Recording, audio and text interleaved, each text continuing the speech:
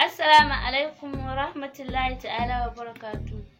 Mu ne dai masu kawo muku shirye-shirye kala-kala daga Albarka TV.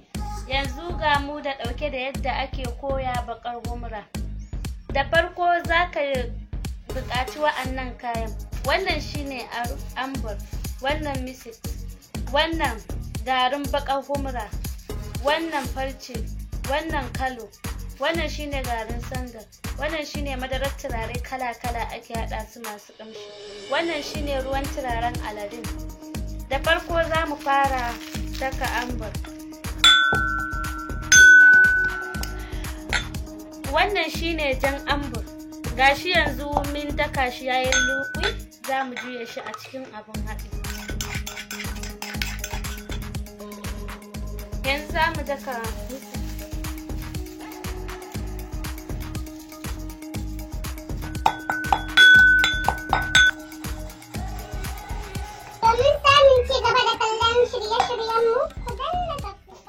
yanzu gashi mun daka shi yayi luƙi, shi ma za mu juya shi a abin da muke zubawa.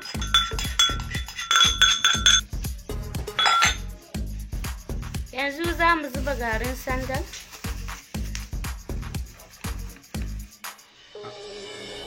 yanzu za mu zuba garin baƙar humra. Wannan shine ruwan turare, amma ruwan turaren kala-kala ne.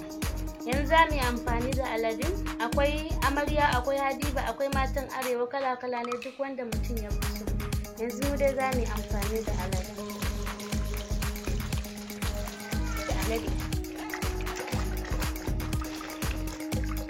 Yanzu za mu sa madarar turare, amma madarar turaren nan haɗi ne kala-kala masu ƙanshin gaske, muka haɗa su. Yanzu za mu zuba. Domin samun ci gaba da kallon shirye-shiryenmu, ku danna subscribe. Wannan shine kala, za a iya bar humra haka, amma idan kana so ta baki shine za ka sa kala, amma kaɗan ake sa ta, ba mai yawa.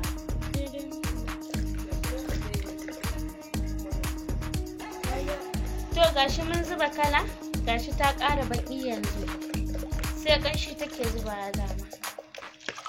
Yanzu dai an gama haɗa baƙar humra, za a juye ta a cikin abinta. Yanzu gashi mun haɗa baƙar humra, sai ƙanshi take yi sosai. Domin samun ci gaba da shirye-shiryenmu, sai ka yi subscribe.